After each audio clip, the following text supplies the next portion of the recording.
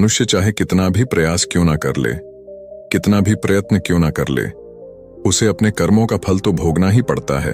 चाहे मनुष्य कितना ही प्रयत्न कर ले, लेकिन वह कभी अपने कर्मों से बच नहीं सकता। जैसी करनी वैसी भरनी, यह वाक्य तो आपने सुना ही होगा। अर्थात जैसे आप कर्म करोगे वैसा ही आपको फल भी प्राप्त होगा। लेकिन मेरा एक प्रश्न है, क्या आप इस बात पर यकीन करते हैं कि जैसा आप कर्म करेंगे वैसा ही आपको फल भी मिलेगा? अब आप में से अधिकतर लोगों के मन में यह प्रश्न जरूर उठ रहा होगा, क्योंकि इसमें पूछने वाली बात क्या है? यह तो सत्य ही है कि जैसे हम कर्म करेंगे वैसा ही हमें फल भी मिलेगा। लेकिन एक बार के लिए आंखें बंद करके अपने आप से यह प्रश्न कीजिए, देखिएगा कि आपको इस प्रश्न का उत्तर स्पष्टता से नहीं मिल पाएगा। कहीं ना कहीं आपके मन में एक संशय जरूर होगा कि क्या यह बात सच है या झूठ। दोस्तों, आज इस कहानी से हम समझेंगे कर्मों का खेल। आखिर अच्छे कर्मों का फल अच्छा और बुरे कर्मों का फल बुरा कैसे होता है? बहुत समय पहले की बात है। किसी गांव में एक बहुत ही ज्ञानी पंडित रहता था। एक दिन वह अपने बचपन के दोस्त से मिलने के लिए दूसरे गांव में जा रहा था। उसका वह दोस्त बचपन से ही गूंगा और एक पैर से अपाहिज था। उस पंडित के गांव से उसके दोस्त का घर काफी दूर था। वहां जाने के लिए बीच बीच में कई सारे छोटे छोटे गांव पड़ते थे। पंडित रास्ते में अपनी धुन में चला जा रहा था। चलते चलते उसकी मुलाकात एक व्यक्ति से होती है। रास्ते में उसे एक आदमी मिलता है जो ऐसा लगता था कि वह किसी का इंतजार कर रहा था और वह भी पंडित के साथ चलने लगता है। उस आदमी को देखकर पंडित बहुत खुश हो जाता है। उसने सोचा, चलो अच्छा हुआ, साथ साथ चलने से उसका सफर आसानी से कट जाएगा। बात की शुरुआत करने के लिए उस पंडित ने उस व्यक्ति से उसका नाम पूछा तो उसने अपना नाम धर्मराज बताया। पंडित को यह नाम कुछ अजीब सा लगता है, लेकिन उसने नाम के विषय में कुछ और पूछना उचित नहीं समझा। दोनों धीरे धीरे साथ में चल रहे थे। तभी रास्ते में एक गांव आता है। गांव का प्रवेश द्वार आते ही धर्मराज ने पंडित से कहा, तुम आगे चलो, मुझे इस गांव में एक काम है, मैं तुमसे आगे मिलता हूं। पंडित ने कहा, ठीक है। वह आगे रास्ते में चल देता है। कुछ देर बाद उस गांव में खबर फैली कि एक व्यक्ति को सांड ने अपनी सींग में फंसाकर मार दिया है।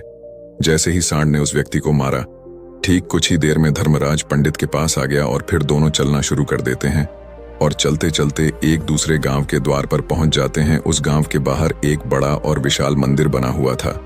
वहां पर आराम करने की सुविधा काफी बढ़िया लग रही थी। पंडित के दोस्त का घर अभी वहां से बहुत दूर था और रात भी होने वाली थी।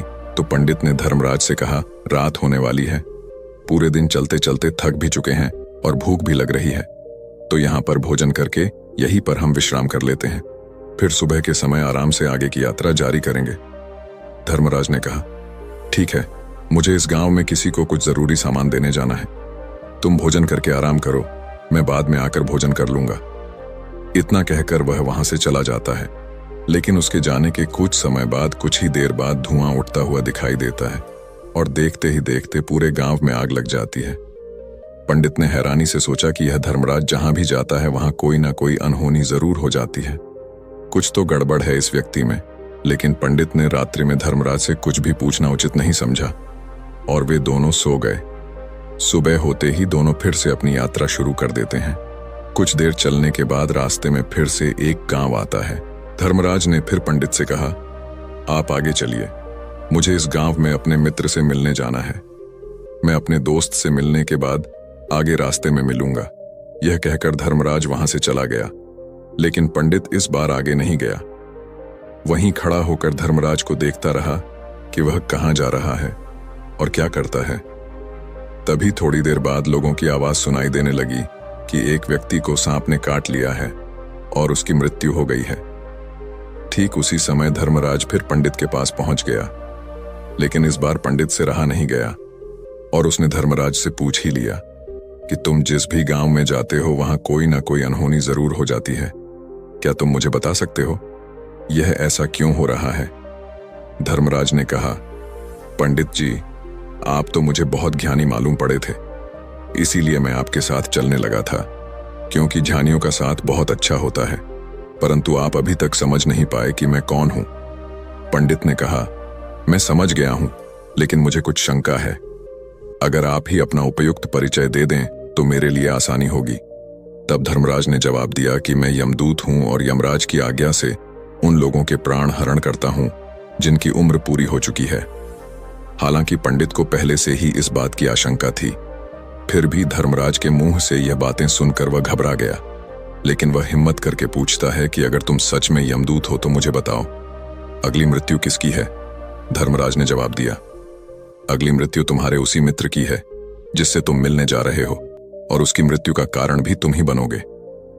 ये बात सुनकर पंडित सहम गया और सोच में पड़ गया कि अगर सच में यह धर्मराज यमदूत हुआ तो उसकी बात भी सच होगी, और उसके कारण मेरे बचपन के सबसे अच्छे मित्र की मृत्यु हो जाएगी।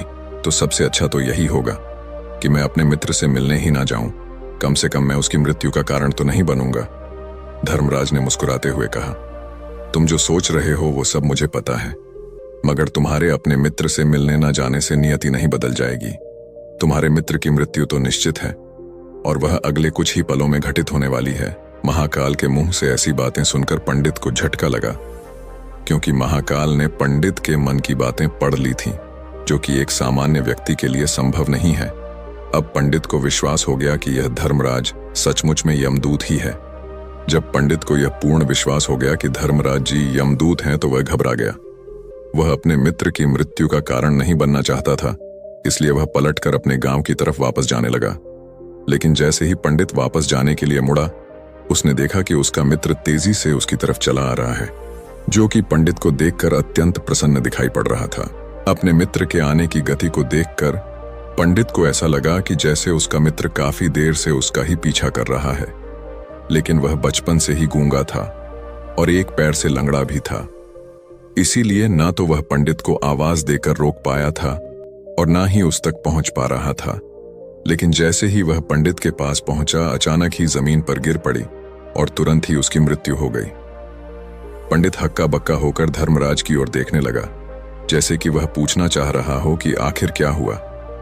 धर्मराज पंडित के मन में उठ रहे प्रश्नों को समझ गया और बोला, तुम्हारे मित्र ने पिछले गांव में ही तुम्हें देख लिया था और वे वहीं से ही तुम्हारा पीछा कर रहा था, लेकिन गूंगा और लंगड़ा होने की वजह से वह तुम तक नहीं पहुंच पाया। उसने अपनी पूरी ताकत लगाकर तुम तक पहुंचने का प्रयास किया, लेकिन बुढ़ापे में बचपन जैसी ताकत नहीं होती, इसलिए दिल का दौरा होने के कारण उसकी मृत्यु हो गई, क्योंकि वह तुमसे मिलने के लिए अपनी सीमाओं को तोड़कर तुम्हारे पीछे भाग रहा था। इसलिए अपने मित्र की मृत्यु का कारण भी तुम ही कहलाओगे। अब पंडित को पूर्णतः यह विश्वास हो गया था कि धर्मराज एक यमदूत है और उसका कार्य जीवों के प्राण हरना है। लेकिन पंडित एक ज्ञानी व्यक्ति था, वह यह भी जानता था कि मृत्यु पर किसी का वश नहीं है, सबको एक ना एक दिन मरना ही है। यही सोचकर उसने अपने आप को संभाल लिया। लेकिन अचानक ही पंडित के मन में अपनी मृत्यु के बारे में जानने की इच्छा हुई, इसलिए उसने धर्मराज से पूछा कि जब मृत्यु मेरे दोस्त की होनी थी तो तुम शुरू से ही मेरे साथ क्यों चल रहे थे? यह प्रश्न सुनकर धर्मराज जोर से हंसा और बोला, मैं तो हर पल हर क्षण सभी के साथ चलता हूं, किंतु लोग पहचान नहीं पाते, क्योंकि लोगों के पास अपनी समस्याओं के अलावा किसी और व्यक्ति, वस्तु या घटना के बारे में सोचने समझने या उसे देखने का समय ही नहीं होता। पंडित ने कहा, तो क्या तुम यह बता सकते हो कि मेरी मृत्यु कब, कहां और कैसे होगी? महाकाल ने कहा, हालांकि किसी भी सामान्य जीव के लिए अपनी मृत्यु के बारे में जानना ठीक नहीं है, क्योंकि कोई भी जीव हो या जानकर, वह अपनी मृत्यु के बारे में जानकर बहुत दुखी हो जाता है। हालांकि तुम जानी व्यक्ति मालूम पड़ते हो, और तुमने जिस तरीके से अपने मित्र की मृत्यु को सहन कर लिया है, उसे देखकर लगता है कि तुम अपनी मृत्यु के बारे में जानकर भी दुखी नहीं होंगे।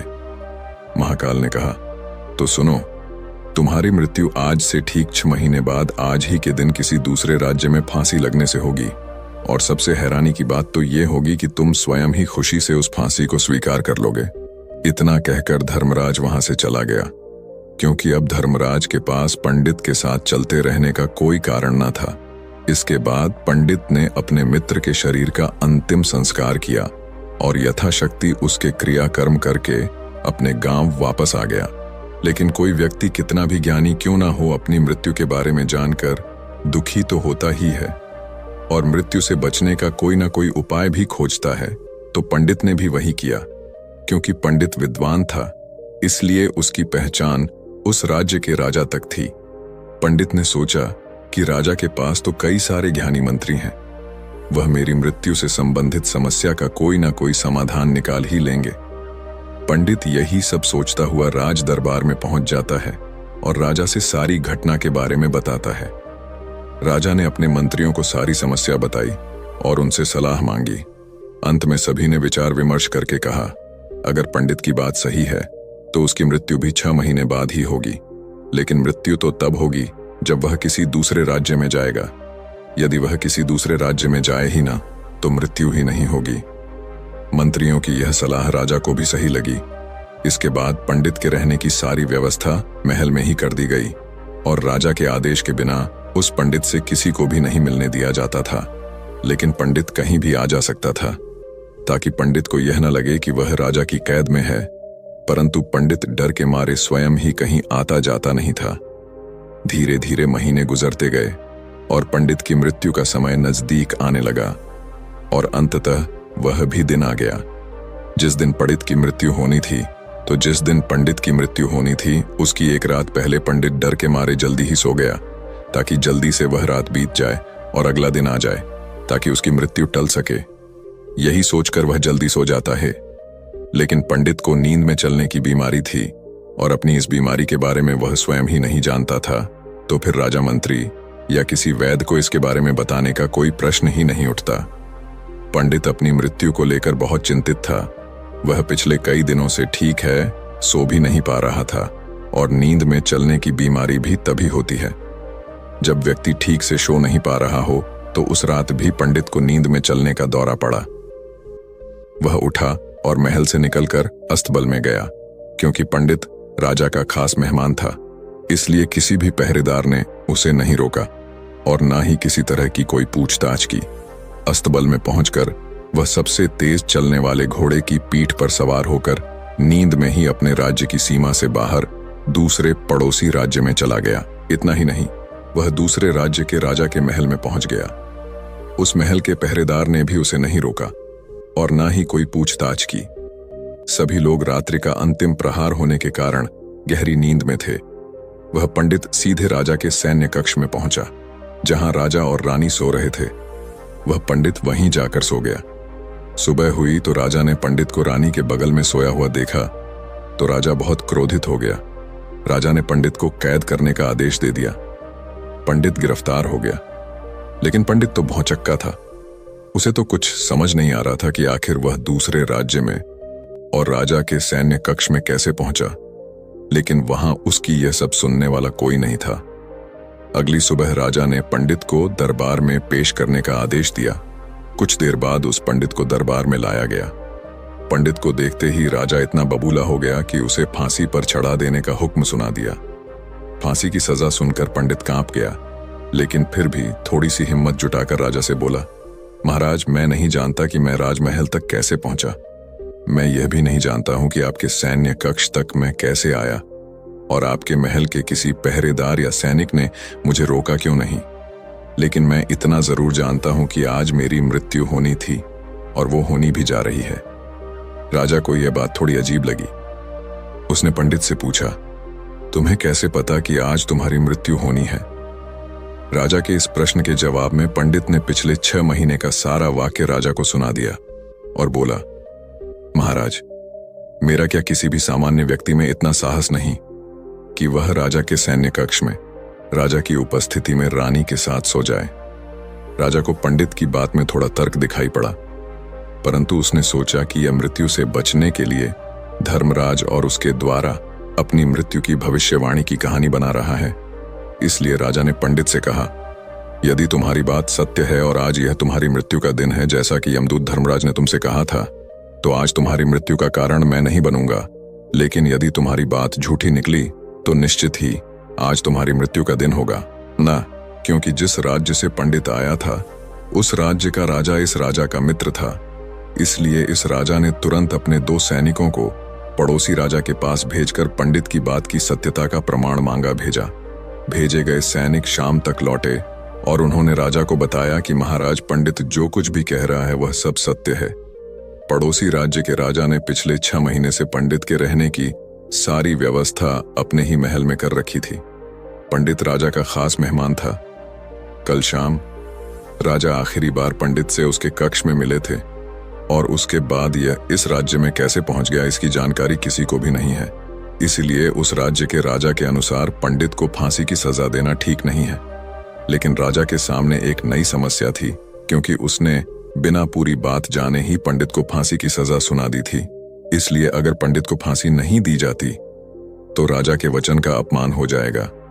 लेकिन अगर राजा की बात का मान रखा जाए तो बेवजह ही एक निर्दोष व्यक्ति की मौत हो जाएगी। राजा ने अपने सभी मंत्रियों से इस बारे में सुझाव मांगा तो मंत्रियों ने राजा को सुझाव दिया कि महाराज, पंडित को एक कच्चे सूत के धागे से फांसी लगवा दी जाए। इससे आपके कथन का भी मान रह जाएगा और कच्चे सूत के धागे से पंडित को फांसी भी नहीं लगेगी और उसके प्राण भी बच जाएंगे। राजा को मंत्रियों का यह सुझाव पसंद आया और उसने ऐसा ही करने का आदेश दे दिया। पंडित के लिए कच्चे सूत के धागे से फांसी का फंदा बनाया गया और नियम के अनुसार पंडित को फांसी पर चढ़ाया जाने लगा। सभी लोग बहुत खुश थे कि ना तो पंडित मरेगा और ना ही राजा का वचन खाली जाएगा। पंडित को भी पूर्ण विश्वास था ये सूद के धागे से तो उसकी मृत्यु हो ही नहीं सकती।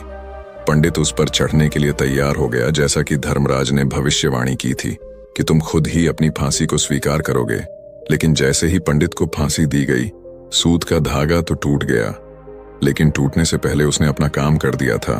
पंडित के गले की एक नस सूद के धागे के झटके से कट चुकी थी और पंडित जमीन पर पड़ा तड़प रहा था।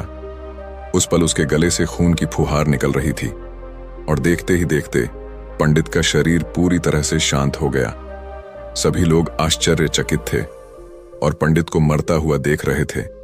किसी को विश्वास नहीं हो रहा था कि कच्चे सूत के धागे से भी किसी इंसान की मृत्यु हो सकती है। लेकिन घटना तो घट चुकी थी। नियति ने अपना काम कर दिया था और धर्मराज की भविष्यवाणी सच हो चुकी थी। दोस्तों, श्रीमद् भागवत गीता में भगवान श्री कृष्ण ने कहा है, जो होना होता है वह होकर ही रहता है।